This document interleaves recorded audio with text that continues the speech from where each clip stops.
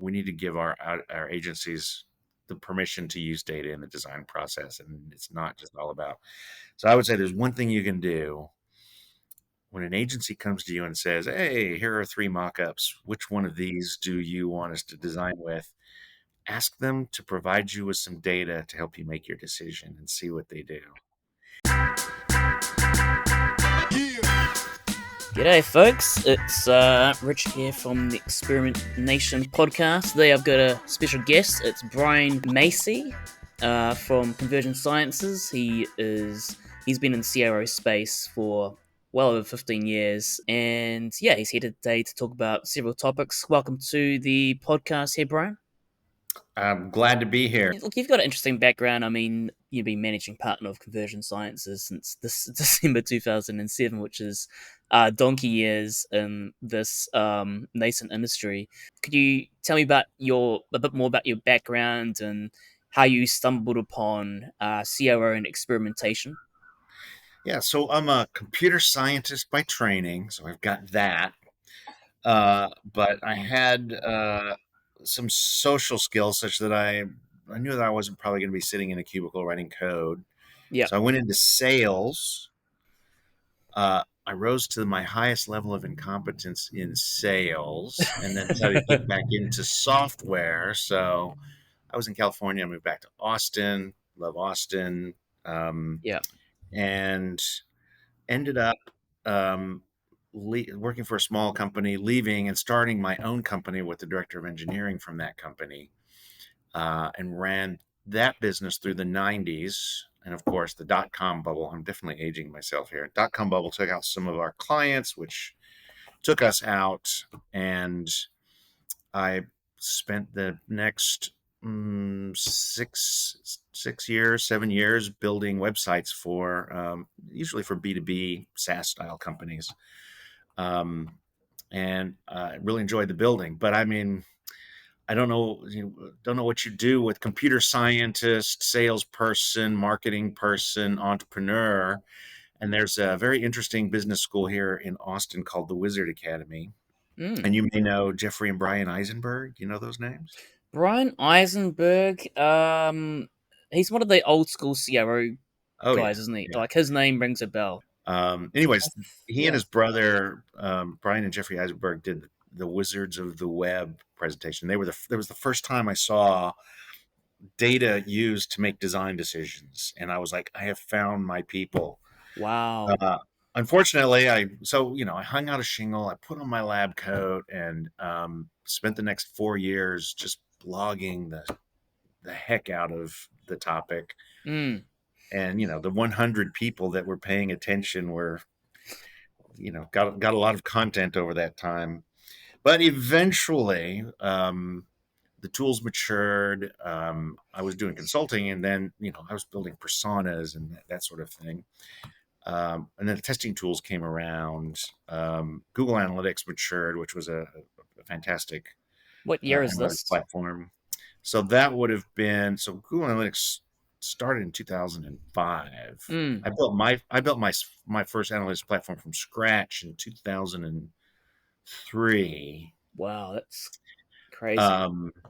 And then so I was doing analytics and some consulting, and then the testing tools came around, and that did two things. Number one, it gave us the best data we could get on our ideas, and it also gamified things. So our clients love to go and see how their horse is doing. This is our new great design. We're going to put it up against the control, and every week they're like, how's it going? How's it going? So I think it really did gamify things. Yeah. And then the user testing panel and the tools around those grew. The heat mapping tools got really good, and so now we've got this suite of tools that we can bring to bear on almost any design decision, and it's making for a fun time. And it was in 2021 that people stopped asking me what conversion was and just said, I know I need it. So it only took me, how many years is that? It only took me 15 years. 15 years to get the word out.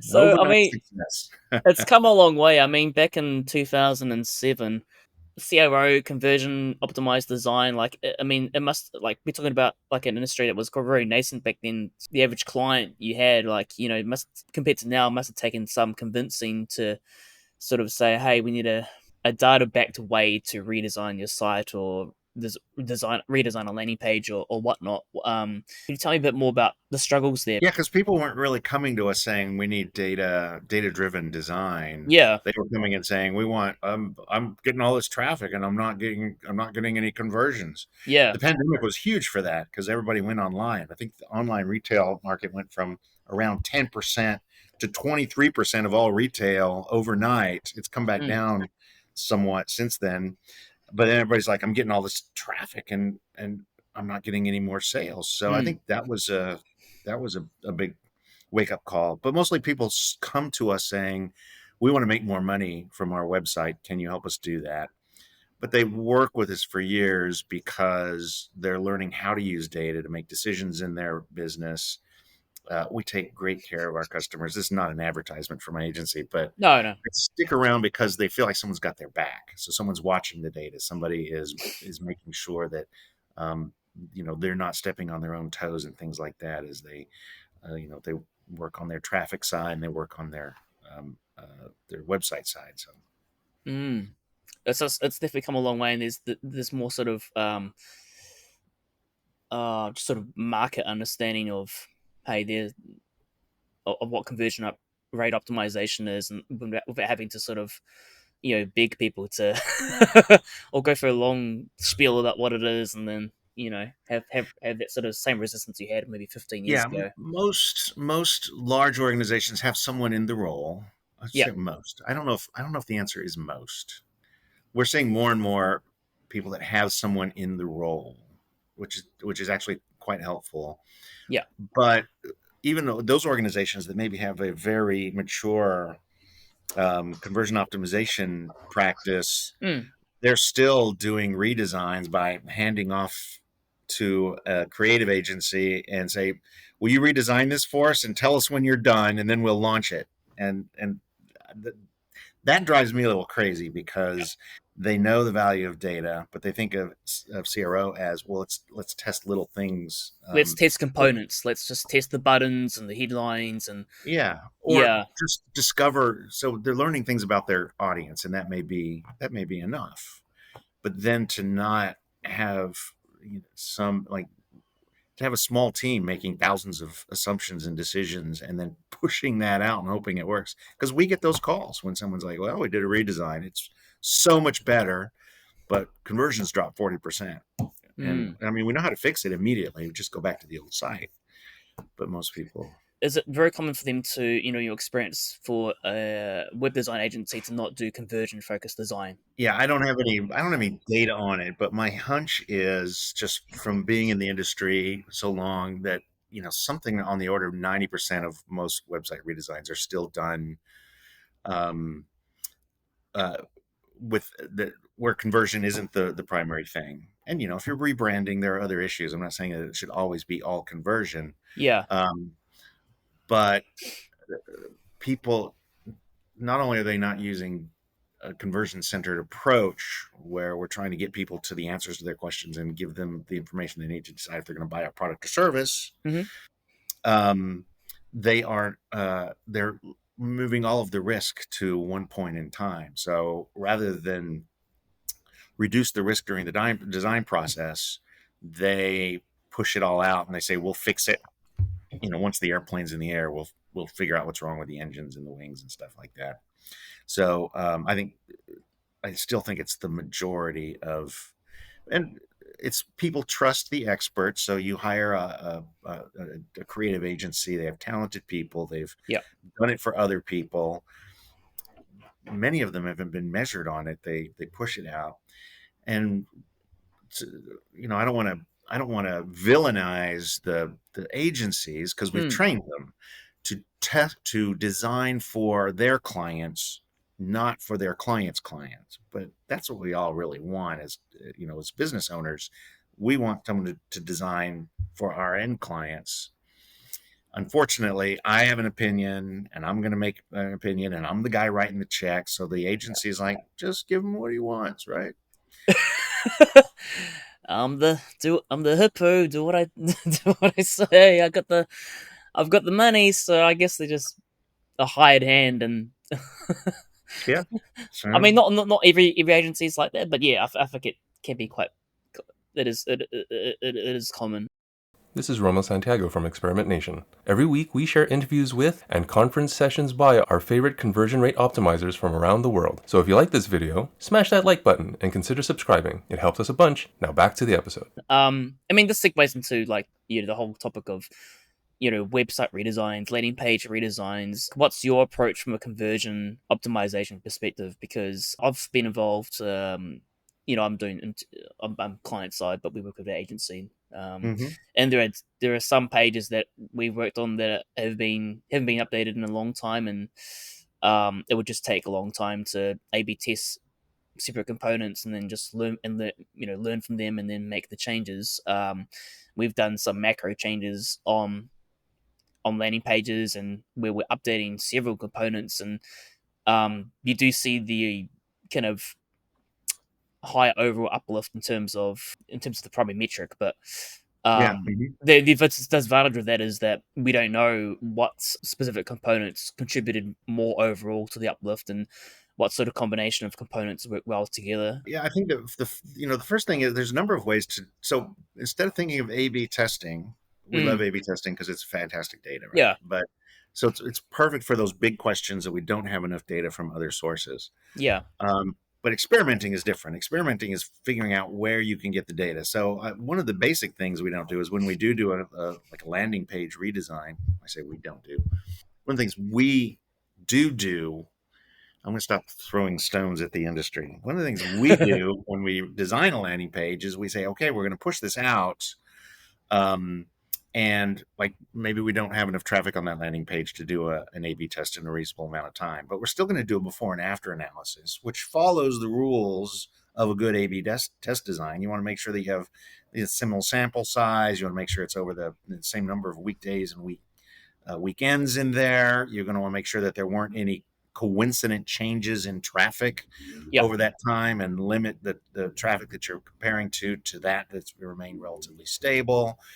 And people just don't even bother to do that one step of doing a formal comparison of conversion rate. They launch it in a week. They go and say, like, I guess we're getting about the same number of conversions, and they never learn anything from it. If you put a little bit of discipline in there, you can actually say this really worked or this really didn't work, or it's a push. yeah. And I mean, if it's a push, why design your other landing pages if that design didn't move the needle? So that's the first thing. Mm, The second thing is if you're going to make a big change. So we do website redesigns. yes. Conversion optimization is redesigning, but we do it purposefully so that we learn something about the changes we're making and about our customers along the way. But we'll do a full website redesign. If someone's replatforming, rebranding, um, uh, we can do that in that typical 4 6 month time frame for a medium sized website. Yeah. Um, but we can use the exact same tools. And here's the thing: is we can guarantee, and anybody who uses these techniques can guarantee that the new website is going to outperform the old one. So rather than have a smart team make all these choices and push it out and hope, we're doing tests. So user tests for our biggest ideas. For instance, in a lot of our redesigns, we're getting rid of the stack of fields forms. Most forms are stack of fields for Yeah. lead generation, a stack of fields for e-commerce. We're taking those into what we call a quiz style, a step-by-step style, and it's blowing things away. Wow. But it doesn't always win, and sometimes it really hurts because, like in e-commerce, people expect the checkout process to be a certain way. So if you give them something different, they're having to learn a new interface, and so you really have to test that. But we can take those and put them in front of user panels to Hmm. get an idea of if it's very clear what they're supposed to do and why we're asking certain things, or take it to an A/B test. A big change like that we want to test that individually. So where can we find the best sample of users? As experimenters, we have two jobs: increase the sample size of the number of brains involved in the design decision and increase the quality of that. Well, it's on your existing site. You've got people coming trying to solve the problem that you solve. Yeah. So why not test on your existing website, even if you're just testing one component of the redesign, especially a big change like that. Mm. So we call it forward testing, where we're testing on that audience, that fantastic audience. And what we learn, we then take to the new design. Here's the rub, though: if that does increase the conversion rate, we leave it. We leave it on the old site, so you're already making more money. Hang on, just to clarify, you're not necessarily A/B testing here. You're just making the change No, on the live site. we would A/B test. Yes, we would A/B test something like that. The quiz, yeah. Yeah. Yeah. So we take the biggest components of the design we're designing, Yes. and we're A/B testing them on the old site, the existing site, because that's the best audience we can find. Mm. Mm. And if we get a winner, we leave it on the old site so that they get a higher conversion rate while we're still designing the new site. How awesome is that? Oh, yeah. So you're designing a new site on a staging platform, and then I'm No, we're guessing. testing on the existing platform, but we're using the testing tool to implement these designs. So the testing tool Yeah. is where we're making the changes. And so we'll just leave that testing tool running on 100% of the traffic. It becomes a personalization at that point. Yeah. So that everybody sees the winning combination and your conversion rates go up. Yeah, I'm getting what you're saying there.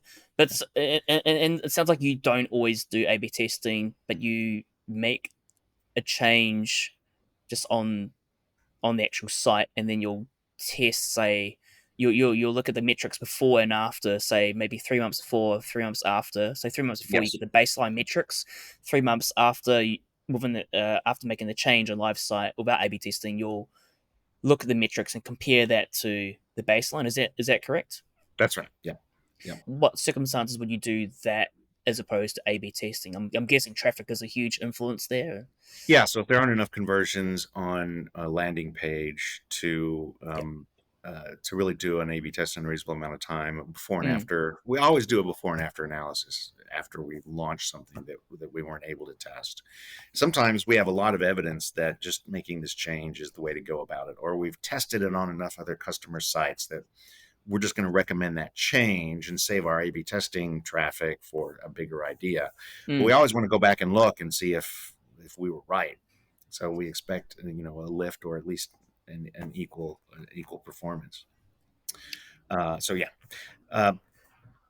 but on a landing page, for instance, if we have a number of images that we want to use in the hero area to draw attention, to communicate value proposition, number of headlines, and maybe the paragraph that goes right below the hero area, we can use user testing, where we take mock-ups of the different combinations, bring a panel of 25 or 50 people in and look at those and ask them questions that they can answer without knowing much about the product. Like, does this company seem credible? What does this company do? What would you click on if you wanted to take action? Do you remember any of the details that appeared on the image? And we typically use a 5-second test for that. 5-second test, yep. Yes, which we love. They see it for 5 seconds and then they answer questions about it. But you can use a question test where they get to spend time with it. It's a great way to narrow your designs down. And what we end up finding is there are 2 or 3 of those variations that did really well on the user tests, and those become candidates for an A/B test. So we didn't have to test through. We didn't have to do a multivariate test. We used a user panel to narrow our choices down. Okay, that's interesting approach. I mean, just go back to what you said about you can make the changes and then without A/B testing, and then sort of compare baseline to the new changes over same period of time. What kind of because I'm just comparing that to A/B testing where you're running the control and variance in parallel. Just sort of thinking the pros and cons of both. Well, pros of A/B testing, you could say, well, this is the gold standard. Assuming we've got enough traffic and we can reach statistical significance. Cons, maybe it takes a ton of traffic to, to really get those results coming through, statistically speaking.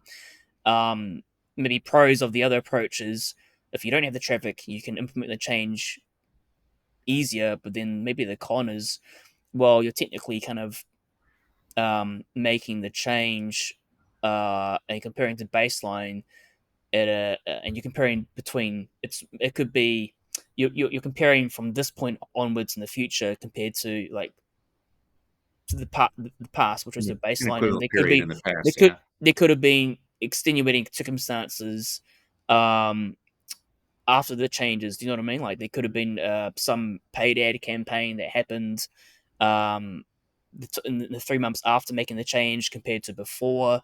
I don't know. The economy was maybe starting to get a bit worse. Other sort of extenuating variables that didn't happen compared to baseline. Like, how do you take those things into account? Because I'm just sort of playing Yeah. So advocate here. when you're doing pre-post testing like that, you're Yeah, essentially using your analytics database as your testing tool. So yeah, what we'll do is we like to take that period of time right after we push out a new landing page or a new design, yeah, as much of that time as we can, and then we'll compare it ideally to the time right before that. Make sure, so we can't control for what a competitor does, changes in the market, but we can control for anything else that we see in analytics. So we'll make sure that they both cover the same number of days, the same kind of days. Then we'll go and look at the traffic. So you could look like at a channel report in Google Analytics yeah, and see if there's been any change in the mix or the performance of um, paid search traffic, or if there's been a spike in email traffic because somebody sent a compelling email at the same time. And you eliminate those where there have been changes. So you can, like, branded search ads typically have a very steady um, traffic flow, same kind of people, right? yeah, So maybe you only include those, your organic traffic, and your direct traffic in your analysis, so that if you've got paid search campaigns that aren't branded, that are more volatile, it's not going to affect things. So you decide what segments of traffic you're going to look at. And then you take the results and you plug them into an A/B test calculator. Like I love the one at CXL. mm. Um, Online Dialogue has a great A/B test calculator, and you plug in how many visits, how many conversions, and you figure out if there's a statistical difference there. Are you big on 95% stat sig rule as a Yeah, stopping rule? we actually are pretty strict about that. So we will do a Bayesian calculation. Um, it really depends on the personality of the client. Some clients are like, no, we want to make business decisions on this. All I need is enough data to be directional. Let's move on and get our testing velocity up. And others are more like, no, we don't want to make any mistakes. So let's do 95. If we're at 90, then we will still call it inconclusive. So it really depends on the personality of the client, to tell you the truth. You got to be careful not to let the tail wag the dog, though. They can't come in and say 80%. That's good enough for us. Like we're gonna be like, nope. We Yeah, can yeah. 5 days. That's plenty of time. No, it's not plenty of time. So we do have to draw a line somewhere. And do you find, I mean, just going back to industry maturing, do you find that it's a lot easier to sort of convince clients that, hey, we can mitigate the risk of a full, just doing a full on redesign without data by doing this approach? Like, No, actually, it's not an easy sell. It's different. yeah, Sometimes sounds a little bit too good to be true. So you're going to guarantee the new site's going to outperform, and we're going to start increasing our conversion rate before we've even launched the new design. Like, mm, really? Part of it might be that from a branding standpoint, we're testers, we're conversion yeah, optimizers. So, but yeah, it's hard to it's difficult to compete against the creative agency that has all the pretty pictures, and we're very visual animals. And when you've got this portfolio of gorgeous websites, which we have as well, by the way. But Yeah. that's what people. That's the way they sell, and we have to sell kind of against the current. So it's tough. Yeah, it's sort of like you're trying to sell the rational scientific approach versus, I don't know, the cool and like the cool intuitive this web design is just a creative thing kind of approach, right? Like Yeah, it's sort of and it was this way with conversion optimization. You couldn't talk someone into it. They already had to come with a specific problem. Like our acquisition cost is too high. Our ad costs are going too high. Um, our conversion rate seems too low. If they're coming in because there's a new VP of marketing and he wants to change the website, he or she wants to change the website because it's a great way of getting something done in the early days and demonstrating their value, then they're just going to do that. But if you've got an organization that is growth oriented and understands the risk of doing a redesign, they're going to come saying, we need you guys to make sure that this is not a disaster. and I think as a side topic to this, like you're dealing with all kinds of different organizations, some big and some with a lot of kind of, you can kind of sense there might be internal politics there in terms of the redesign and so forth. Is that something that you have to kind of account for a lot as a CRO agency expert? Yeah, politics are inevitable, especially in the larger organizations. That's why service providers charge so much more for enterprise companies. They take a lot more work, Mm, a lot more finesse on the part of the conversion scientist, which is what we call the person that's doing the test, managing all of the experiments. yeah. Um, so absolutely, it's we are. Um, for the most part, our customers are in the mid market, 50 million to half $1 billion in revenue. Yeah. And I think because the slow pace, we can't get our velocities up in a larger organization, and we end up doing a lot of this is the best idea. Yeah, but somebody doesn't like it, so let's move on to something else, sort of things. And Mm. it doesn't suit us. We love results, and we have Yeah. I, we have only a few enterprise clients. Yeah, you might say that we like working with people that are taking market share from the big guys. Mm. Interesting. Just and look, just a segue into Google Analytics. Of course, we all know that GA3 or GA Universal is sunsetting. I think Mm-hmm. end of July this year. I myself am learning about GA4. It's a huge mindset change and huge differences between GA3 in the sense, I guess. But it's one of those moves forward that we need to have. Mm-hmm. Anything in particular you want to comment in there in regards to that transition, or that you think our audiences will need to know? Yeah. Yeah. So we've really been able to use Google Analytics, especially for some of our smaller clients. But I mean, Mm, almost all of our clients on Google Analytics. It's not a perfect solution. So they use sampling to kind of mitigate the data cost for it, but it's over. And so companies that are benefiting from having this rich customer database, this behavioral database, are going to have to pay for it. So the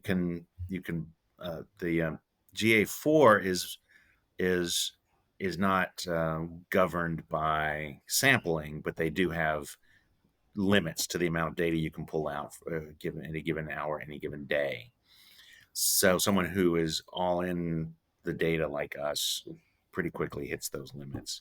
So the answer is going to be to bump up to Google Analytics 360 or to choose one of the other analytics packages that are out there and they're in this $30,000 to $150,000 a year range. I think Google wow. Analytics 360 is around 50,000. We're just going to have to invest that Um, for our clients who aren't really using Google Analytics as a source, like they're not making business decisions from Google Analytics, they Yeah. have other sources. We are able to use Google Analytics and and a data warehouse, BigQuery. So Google BigQuery. wants Yep. you to move to BigQuery because they charge for the amount of data you take out, but at least it's not governed. So we're able to use that uh, and get that data for our testing and our analysis that is significantly less than 50,000 a year, but there's an additional cost.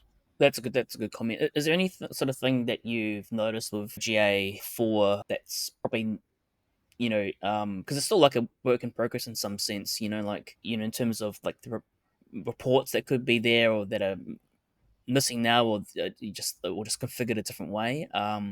Yeah, it makes so there's a few things that you want if you're going to be testing and testing and testing, and that is Mm, be able to develop the reports. So Google Analytics, Universal Analytics had some really nice out of the box reports that you could do some pretty easy analysis on saved segments.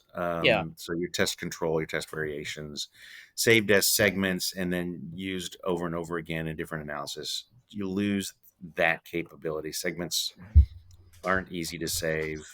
Reports are can be saved in the library, but you're really building them in a much more like you're building them over and over and over again. There aren't a lot of valuable reports that, if you want to get below the dashboard level, that you can use.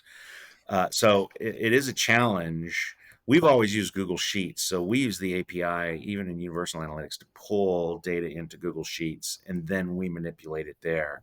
So if you want to go Oh, in, if okay. you finish a test and you want to say, like, well, this test was inconclusive, it was on mobile. Let's see if there was a difference between iOS and Android users. And we're seeing a lot of this now. Mm, Um, that's pretty difficult to do in GA4. There's not an easy report that you can go to and you just turn on some segments and boom, there you go. yeah. So those sorts of things where we're really relying on, thank goodness for Google Sheets, because we had to write our own API um, add-on for Google Sheets to match the one that we had in Universal Analytics, but it's been a godsend. So that's where we're doing our most of our analysis, and that post-test analysis where you're looking at individual segments, making sure that your sample sizes are equivalent, and deciding if you've learned something from the test, even if it was perhaps inconclusive. Mm. So would you say it's like, um, it's okay out of the box right now, but there's still work to be done, and Yeah, I as the think product develops, and I'm hopeful that they're going to come out with more reports that are canned like that. The good thing about this reporting interface is it's a lot harder to mix the wrong sorts of data. So it's harder to mix hit data in with session data, where you're yeah. you're doing an analysis of one in the same, and you end up getting, it's not reliable. It was a lot easier to make those mistakes in Universal Analytics. So it's providing some of that, and Google's going to. I mean, it's a product that they're producing. I don't think they're just throwing something out there and then saying bye bye. Goodbye. Yeah, yeah. Here you It go. will get better, but it's going to increase the maturity of all of us from a data standpoint. We're going to be using data warehouses to store that data and retrieve it, and we're going to become more skilled at generating reports that are sound from a data standpoint. Mm. Interesting. It's going to be an ongoing thing, and I'm sure, like, myself and other people who have been kind of, to be honest, like, just mostly using Universal, just because change is hard. Yeah, it's going to be, yeah, a massive change come July, where everyone's panicking, and I'm sure you'll probably get a lot of clients coming in saying, "Hey, Yeah, we're staffing hey, for it. It's we gonna need go set us up for GA4, and then maybe train our staff up in this and all this kind of stuff." So I'm sure a lot of agencies like yourself will be busy. Yeah, come that period. yeah. Um, I think there's going to be a lot of people that are. So you have one out, and that is to buy the Universal Analytics 360, which is going to last for another year. Oh, okay. But that I think is $100,000 or $150,000 a year. So there's going to be people that are going to have no choice but to shell out some serious dollars. Yeah, that's well. Thanks a lot for being on the show here, Brian. Do you have any concluding remarks? For I think probably your audience is already well into the data, but from a design standpoint, and I think this is we all need to be pushing this change. We need to give our agencies the permission to use data in the design process, and it's Yeah. not just all about. So I would say there's one thing you can do when an agency comes to you and says, "Hey, here are 3 mock-ups. Which one Yeah. of these do you want us to design with?" Ask them to provide you with some data to help you make your decision and see what they do. Mm. They'll look at you like you have 2 heads initially, but the tools are out there, and all I have to do is go to conversionscience.com, and we'll show you exactly how to do it. So There you go. So, well, you already sort of beat me to the punch. I was going to ask how people can reach you. Convergentsciences.com. yeah, we blog about everything that we're learning, and we're going to have a lot of resources coming up on Google Analytics 4Shift, and especially for A/B testers. So yeah, Cool. And how so they can reach you on there, and LinkedIn. Are you I'm on always LinkedIn by B Massey, Yep. BMASSEY. You'll find me on Twitter there as well, but I'm most active on LinkedIn. Awesome. Cool. Thanks for being on the show, and see you next time. I hope so. Thanks for having me.